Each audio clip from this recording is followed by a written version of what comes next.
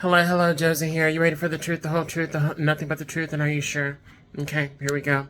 I'm starting to believe that individuals that have been married more than 2 times, like three, four. I even met a guy once that was married like 5 times. I'm starting to believe that these individuals that married more than like twice, they're the ones that have the problem. More than likely, they're the ones that have the problem. Not saying that who they attach themselves to was not an issue or a problem, but I think it wasn't love. They were just addicted to what the box did for them. They were just addicted to what the sex felt like. Same thing with the women. It wasn't love. They were just addicted to what the dick did. Shout out Juvenile. And when you have a relationship, it's going to be a relationship, especially a marriage that is just based on sex, that's it. It's not going to work. It's not going to last. That's a lustful relationship. It's a lustful relationship, no matter which way you cut it. So I have this thing where, like, if an individual has been married more than like twice, I'm kind of looking at them funny. And not necessarily saying that they're evil or they're cruel or they're wicked. I'm not saying that. I'm just saying I'm looking at them and I'm questioning what is it about you that made those marriages not work, as well as what was it about her that made those marriages not work. I'm serious about getting involved with people before knowing the truth about who they are. And this information you will not find out necessarily over a dinner date or over the course of a few weeks. No, this information you're going to find out 6 months to a year into the relationship. If you're paying attention and if you're asking the right questions and making the necessary, taking the necessary steps to make sure that you get to know that other person inside out. Seriously. And I'm not just talking about sexually. Now, where did this come from?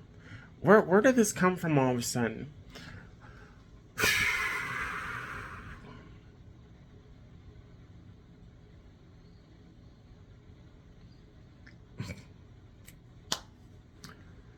Petty behavior. Petty behavior. Certain things that people do, it's just petty. It's petty. I just watched a video where some girl torched her boyfriend's car. You know, that he spent a lot of money and worked did a lot on this car. So not only spent a lot of money, but, a lot of time and effort went into this vehicle, and she torched that car. She she didn't just bust the windows out. No, she lit that car on fire. And I was thinking about, I was like, what would make somebody do that to another person? I saw a car yesterday on the video where somebody poured sugar in the gas tank. What would make an individual go that far to hurt somebody and or to destroy a person's vehicle? What did somebody do to that person to make him go to that level?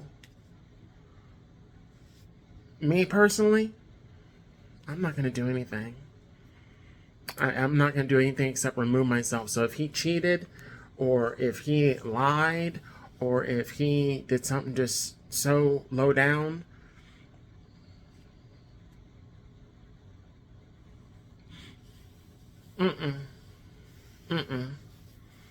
I'm not going that low. Because karma comes back real strong, sweetheart. Karma comes back real strong. And it may not come back from that man, but it might come back from another person that you attach yourself to down the road that might end up beating your ass or whooping on your ass or, assaulting you in some way and got you locked in with a kid or 2 kids, vice versa. Karma comes back real strong. I don't want that kind of karma on my head. And like I said, I'd rather let God get that person back, whatever they did. And I have not necessarily been involved with, but I have entertained men that have been married 3 times, and one that was married 3 times, one that was married 5 times. And I understood very quickly why they were divorced, why they got married, and why they got divorced. It was mostly them, their behavior. And there's no telling what the women they were attached to possibly did to these men. Another thing as well too, that is a lot of headache. I mean, you're talking about divorce papers, you're talking about splitting up the assets, you're talking about like dividing a home and so on and so forth, and like that is very stressful. That's a very stressful process. Anybody to go through that 3 times, 5 times, goodness gracious. No. I'm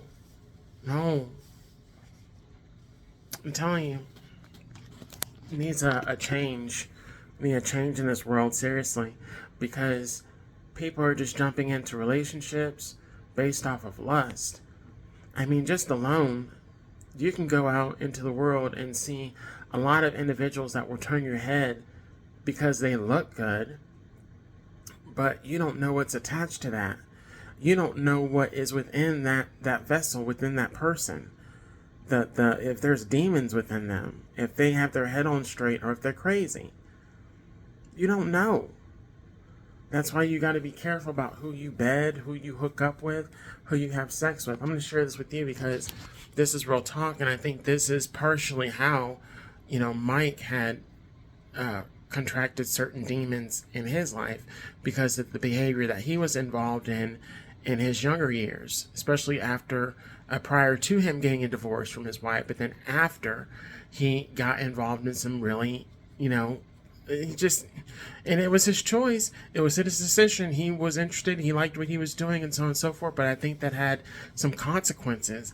And I think that had him to attract certain people in his life that had demons within them as well, too. It's like demons attract demons. But then they might say, well, what about you? What attracted him to you? My light attracted him to me. My light attracted him to me. That's what he found attractive. I will say he lived an additional 20 years longer than he should have, than he thought he was going to live. He even told me this. He expected to die in his mid-50s. And his attitude in those younger years was he really didn't care. He was just having fun. And then he got older and so on and so forth, and a lot of things happened to him. He went through a lot of things. He met me, and he got an additional 20 years in his life. But he still had demons that he had to deal with. But I know and I believe wholeheartedly, if he could go back, he probably would not have engaged with a lot of the things that he engaged with if he knew what his future was going to look like. And I think that's something that he had to come to terms with as he was dying in his old age, is that he made a lot of mistakes, and that led him to having to go through a lot of things and being in a position where he could not afford to do the things that he wanted to do for me because he knew I was worth it. You have a lot of people that are in marriages and relationships with millionaires, and they do not love their spouse. They're only with them because of the monetary gain, the materialistic gain that they get. That's it. It's not love. It's lust. And then after that's gone, after that's done for, what's left? Divorce? Petty behavior? Because one wants to move on, the other one doesn't? Whatever? I mean, it's dangerous. That's my point in saying this. That's the point in talking about this and even sharing these things with you, is because, it's dangerous. If you choose the wrong person, if you get married to the wrong person, that's one question that you'll see some people asking, interviewers asking certain individuals, if you could go back and, change one thing or correct one thing, and they say, I would make sure that I married the right person. They said I would not have married this person. I would not have been with this person. That is one of the responses that a lot of these people give. And they even say who you're attached to, who you're married to, that affects your life. It's so true. If you're attached to the wrong person, the damage that it can do. For one person, they lost over $100,000 car because the person that they were attached to got jealous or pissed off and torched their vehicle. For another person, it could be taking them for everything they have.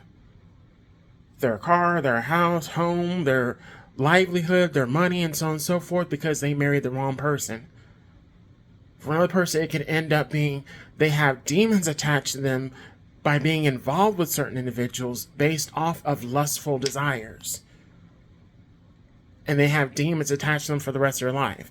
And they can attract someone of the light to them that will better them and, better them. I just heard the song by Mary J. Blige, All I Really Want Is to Be Happy, to find a love that's blind. That would be so sweet. Her and who else? Who else out there wants that? A lot of people want that. They want to find a love that's blind. Why do they want to find a love that's blind? Someone that will not judge them based off of the decisions that they made in their lives. That will love them regardless. That will stay with them regardless. That will work with them, work alongside them, be there for them, and vice versa. Or is it vice versa? Is it just one-sided, or is it really going to be a partnership? And I'm not talking about 50-50. I'm talking about 100% and 100%, or 80%, 90%, or 70%, 85%, where you can help each other, bring each other back to 100%. But it can't just be half and half. It can't be 20% and the other person is 80%. Seriously, no. That person has to do the work. That person has to make better life choices. And if they're not going to do that, they don't need to be with someone that is 80, 85, 90, 95, or 100%.